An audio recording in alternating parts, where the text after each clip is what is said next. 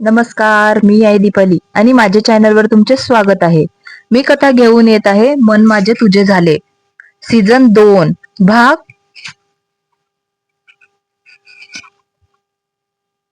37. गौरीचे दिवस छान चालले होते, पण तिच्या लहान अशा हट्टानी मंदार मात्र खूप धावपळ होत होती. रात्री कधीही भूक लागत असे. मंदार, मला भूक लागली आहे, भेळ खायची आहे, मला दूध शेवया खायच्या आहे. अगदी आता मंदार चकित होई. हो, आत्ताच, लाडात म्हणत असे. आणि मग मंदार लगेच किचन मध्ये जाऊन तिला काहीतरी बनवून देत असे. कधी सँडविच, कधी उपमा, कधी गोळ. गौरीला खाऊन हसत म्हणे, माझा नवरा बेस्ट आहे. काजलही तिला खूप सांभाळत होती. गौरीला काय खायचंय, मन आहे असं ती दररोज विचारत असे आणि मग तिची आवडतीची डिश बनवत असे. गरम गरम पराठे, कढी, हलवा, कटलेट. गौरी खुश होत होती. घरातले सगळे तिचे लाड करत होते. साहिल तिच्यासाठी तिचे आवडते फळ आणत असे. इंदू काकू पौष्टिक पदार्थ बनवत असे. सरिता कधी दूध, कधी सुकमेवे, कधी चटपटी स्नॅक घेऊन येत असे. आजी तर कायम तिच्या मागे, बाळा दमली असतील तर बस इथे. अशातच दिवस हसत खेळत पुढे जात होते. मंदार तिला नियमित चेकअप साठी घेऊन जात होता. डॉक्टर, भेट, सोनोग्राफी. सोनोग्राफीच्या स्क्रीनवर बाळ दिसले की गौरीच्या डोळ्यात पाणी येई. मंदार तिचा हात घट्ट धरून उभा असे. किरण आणि किया एकदाने वेळ काढून तिला भेटायला आले. कियाने तिच्यासाठी लाडू आणले, किरणने फळं आणली. तिघांनी भरपूर गप्पा केल्या. एक दिवशी गौरी गार्डन मध्ये फिरत होती. तिचं पोट आता मोठं झालं होतं. तिला खालचे नीट दिसत नव्हते. चालताना थोडी थकून जात असे. दोघी आजी तिच्यासोबत हळूहळू चालत होत्या. गौरी, हळू चाल बाळा, आजी म्हणाल्या. हो आजी, चालते ना मी, गौरी म्हणाली. तिनींच्या गप्पा सुरू. गौरी कधी बाळाच्या नावाबद्दल बोलत असे, कधी त्यांच्या खोलीबद्दल, कधी बाळाचे कपडे कसे असावे याबद्दल. त्या दृश्यात एक वेगळी ऊब होती, मातृत्वाची, प्रेमाची, काळजीची, आणि सगळ्यात केंद्रबिंदू होती गौरी. रात्रीच वातावरण शांत होतं. गौरी आणि मंदार दोघीही त्यांच्या रूमवर बेडवर टेकून बसले होते. गौरी थोडी थकली होती म्हणून तिने मंदारच्या खांद्यावर डोकं ठेवलं. मंदारने हलकासा हात तिच्या पोटावर ठेवला. गौरी, इकडे बघ, बाळ हलतय, तो हळू म्हणाला. त्याच्या हाताची खाली बाळाने छोटेसे पाय मारले. गौरीच्या चेहऱ्यावर मोठं हसू आलं. अगं बघ ना, आपल्या बाळाची खूप मस्ती सुरू आहे, मंदार हसत म्हणाला. हो, खूपच. दिवसभर पण हलतच होता. आता तर जास्तच, गौरी हसली. मंदारने पुन्हा हात ठेवला आणि हलक्या आवाजात बाळाशी बोलला. ए छोटू, बाबा आहे इथं, एकदा पुन्हा हल ना. त्याने बोलताच बाळाने पुन्हा किक मारली.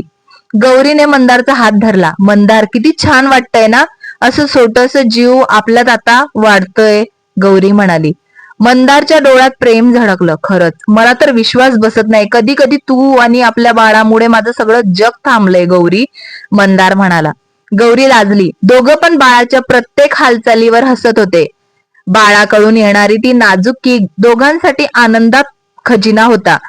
त्यांना दोघांना खूप मजा वाटत होती. जणू छोटस बाळ आधीच त्यांच्याशी खेळत होतं. गौरी बेडला टेकून बसली होती. मंदारने तिच्या पाठीमागे उशी नीट लावली. आरामात बस, तुला त्रास होतोय, तो काळजीपूर्वक म्हणाला. गौरीने त्याच्याकडे प्रेमाने पाहिलं. मंदार, तुझ्यासारखा नवरा मिळत हीच माझी खूप मोठी नशिबाची गोष्ट आहे. मंदार असला. अगं, तू आणि आपलं बाळ माझ्यासाठी सगळं जग आहे. मी तुमची काळजी नाही घेणार तर कोण घेईल. गौरीने हळूच त्यांचा हात धरला. तिच्या पोटातून पुन्हा एक लहान हलचल जाणवली. मंदार, बाणाला तुमचा आवाज आवडतो बहुतेक, ती हसून म्हणाली. मंदार लगेच पोटाजवळ गेला. अगं, अरे छोट्या, बाबा आहे इथंच, तू येणार लवकर, आम्ही दोघं वाट पाहतोय तुझी. पोटामधून पुन्हा छोटस लात मारल्यासारखं झालं. गौरी खडखडून हसली. मंदार तिच्या मांडीवर हात ठेवून तिच्याकडे बघत म्हणाला. गौरी, आपल्या आयुष्यात किती बदल झाले आहे ना, पण तू माझ्या सोबत असली की सगळं सुंदर वाटतं. गौरी त्याच्या खांद्यावर डोकं ठेवली. तिच्या डोळ्यात पाणी आलं आनंदाचं. मंदार, कधी कधी आईची आठवण येते, पण तू आहेस म्हणून कधी मी एकटी वाटत नाही. मंदारने लगेच तिचा हात धरला. आता मी, आजी, आजोबा, काजल, रिद्धी सगळे तुझ्या पाठीशी आहोत. तू एकटी नाही आहेस आणि काही झालं तरी मी तुझ्यासोबत आहेच. गौरी हलक्या आवाजात म्हणाली, मला माहिती आहे, म्हणूनच मी मजबूत राहते. दोघेही शांत बसले. बाळाच्या छोट्या हालचाली, मंदारची काळजी आणि गौरीचं प्रेम या ठिकाणाने रात्र खूप सुंदर गेली होती. गौरीला अचानक पोटात दुखू लागलं. तिने मंदारकडे पाहिलं. तो तिच्या खांद्यावर हात ठेवून शांत झोपला होता. गौरी हलक्या आवाजात म्हणाली, मंदार उठ, मला भूक लागली आहे. मंदारच्या डोळ्यात लगेच झाग आली. अगं किती वाजले? थांब, मी येतो लगेच. नको, मी येते स्वयंपाकघरात, गौरी उठला जात म्हणाली. मंदारने तिला लगेच थोपवले. अगं तू त्या चालला त्रास होतोय, तू बस, मीच करतो काहीतरी. तो चपल्यासारखा उठला. तिचे पाय हळू हातात घेऊन पलंगावर व्यवस्थित बसवले. तू हलू नकोस, समजलं ना? तो प्रेमाने पण कठोरपणे म्हणाला. गौरी हसली. किती काळजी करतास तुम्ही? काळजी नाही, जबाबदारी आहे. माझी बायको आणि माझं बाळ, असं म्हणत तो किचन मध्ये गेला. काही मिनिटात मंदार आला. त्याच्या हातात एक प्लेट होती. हे घे, गरम गरम उपमा केलाय, तुला आवडतो ना? मंदार म्हणाला. गौरीच्या चेहऱ्यावर चमक आली. हो, आणि वास तर अजून भारी आहे. मंदारने चमच्याने हाताने धरून तिला खाऊ घालायला सुरुवात केली. गौरी हळूच म्हणाली, मी स्वतः खाईन. नको, आज मी खाऊ घालतो, मला आवडतं तुला असं लाड करणं. मंदार म्हणाला. गौरीच्या डोळ्यात पाणी आलं. मंदार, तुम्ही असे लाड का करतात माझे? मंदार तिच्या कपाळावर हात ठेवून म्हणाला, कारण तू माझे सगळं काही आहेस, आणि तू आनंदात असली तर मीही आनंदात असतो. गौरीने तिचा हात पकडला. मला तुमच्या सोबत राहून जगायला आवडेल. दोघेही हसत एकमेकांकडे पाहत ती शांत रात्र अजून गोड झाली. काजल आणि साहिल गार्डनच्या बाजूला असलेल्या छोट्या पाथेवर चालत होते.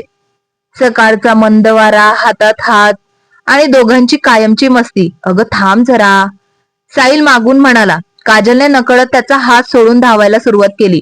अरे पकडून दाखव मला, ती हसत म्हणाली. साहिलने 2 पावलं मोठी टाकली आणि तिला लगेच धरून घेतलं. पकडलंस ना, आता पड बघू. काजल त्याच्या छातीवर हलकत चापट मारत म्हणाली. साहिल सोडा ना, लोक बघतील. बघू देत, माझी बायको आहेस तू. साहिलने तिचा गाल धरून खेचून म्हणाला. अगं नको ना. काजल हळूच लाजत त्याच्याकडून सुटायचा प्रयत्न करू लागली. दोघं चालत राहिले आणि रस्त्याच्या एका झाडावरून फुलं पडली. काजलने एक एक फूल उचलून तो त्याच्या केसात खोचला. बस आता, तुम्ही एकदम हिरो दिसतोयस. ती खडकून नसली. साहिलने फुलांचा डेट काढून तिच्या नाकावर हलकं घासलं. हिरो मी नाही, तूच आहे माझी हिरोईन. काजलला हसता हसता श्वास अडकला. ते तसंच पुढे गेले. साहिलने अचानक तिचा हात सोडला. काजल, साहिल म्हणाला. काय? ती वळली. माझ्या डोळ्यात बघ आणि सांग, आजची डेट माझ्या सोबत मस्तच चालली आहे ना? काजलने त्याचे गाल दोन्ही हाताने पकडले. हो रे पागल, तुझ्या सोबतचा प्रत्येक क्षण माझ्यासाठी स्पेशल असतो. साहिलने तिच्या कपाळावर किस केला. चल आता आईस्क्रीम खायला जाऊ, तुला चॉकलेट हवंय ना? काजल उड्या मारत हो, आणि दोघं स्कूप हवेत. 2 का? माझं तर खाणार आहेस? साहिलने चिडवत विचारलं. हो, तुझं खायला मला खूप आवडतं. काजल पुन्हा खडखडून हसली.